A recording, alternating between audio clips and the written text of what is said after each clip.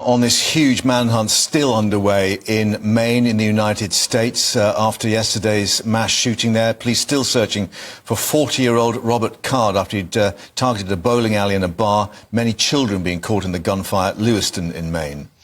Card had been admitted to a mental health institution during the summer, and it's understood that hundreds of police are combing the state searching for him after at least 18 people were killed.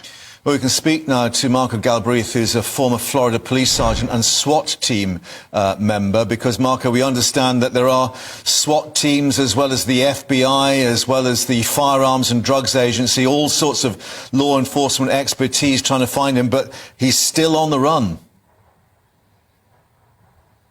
Yeah, he's still on the run. He's got mental issues. So right now, law enforcement is trying to navigate where he has been in the last few weeks, because he's working under predatory violence, which is where they plan their attacks.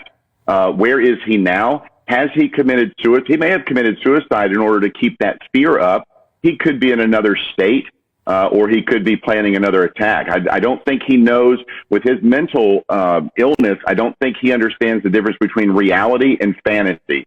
And that's very dangerous for a person to be out right now with that. Yeah, and is the additional danger the fact that he is this Army reservist, a trained firearms instructor? He's got all that expertise, military expertise, at his behest as well.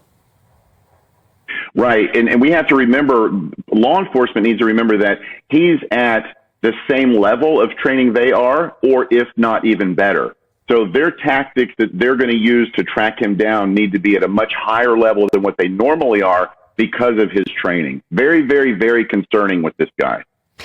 And the impact, Marco, that this has had on communities being ordered to stay in home. I mean, this order now covers nearly 700 square miles. It's massive. I mean, how long could that order stay in place for, realistically?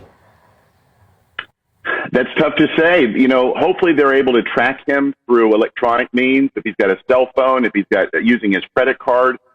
With his training, I doubt he's going to be slipping up like that. But, you know, communities are locked down. This is where we need to think about the preparation. Do these people that are locked in their homes, do they have ample food and water? Do they have medical resources that they need on a continuing basis? So it can be long term.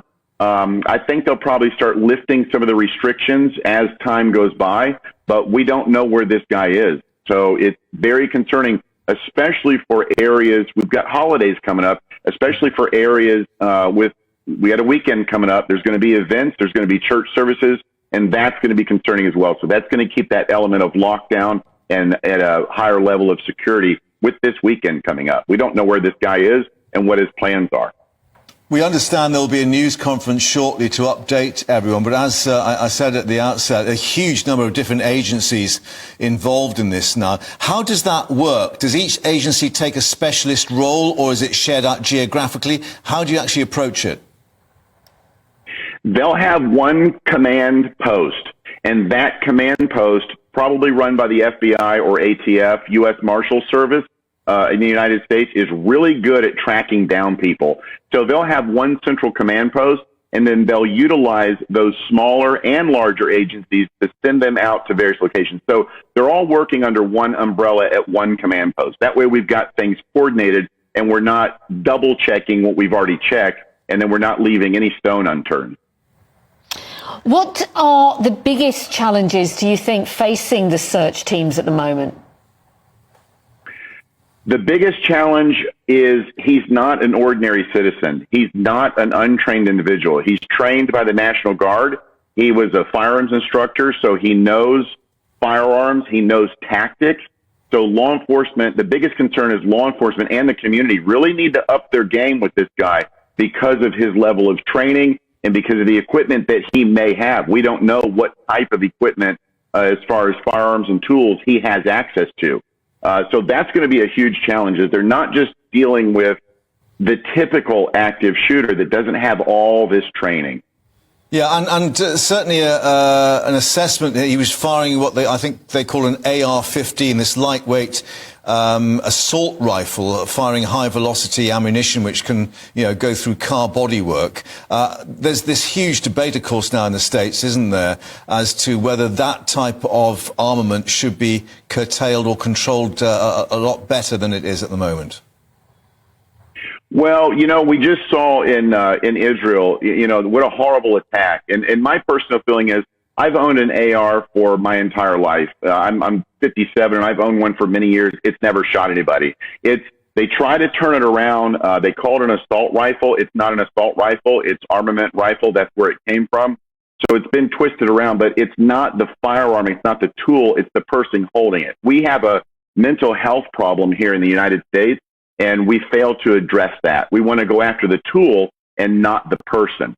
But when we talk about Israel, if those citizens had had that style rifle, I don't think Hamas would have been so successful in that attack.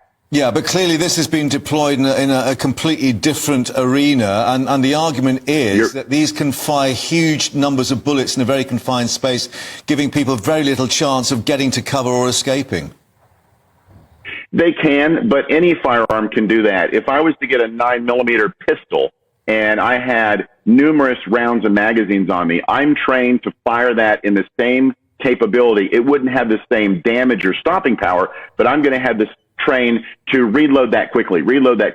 So again, it's not the tool, it's the person handling the tool. And this guy had a lot of mental illness that was being addressed. But maybe we missed some red flags with this guy, and that's what we need to look at. Is we need to look at the people and let's fix him. Let's not push him aside. He's coming forward and claiming he's got severe mental illness. That needs to be addressed. That's the problem. Marco Galbraith, former Florida police sergeant and SWAT team member, thank you for bringing us your expert assessment. Thank you.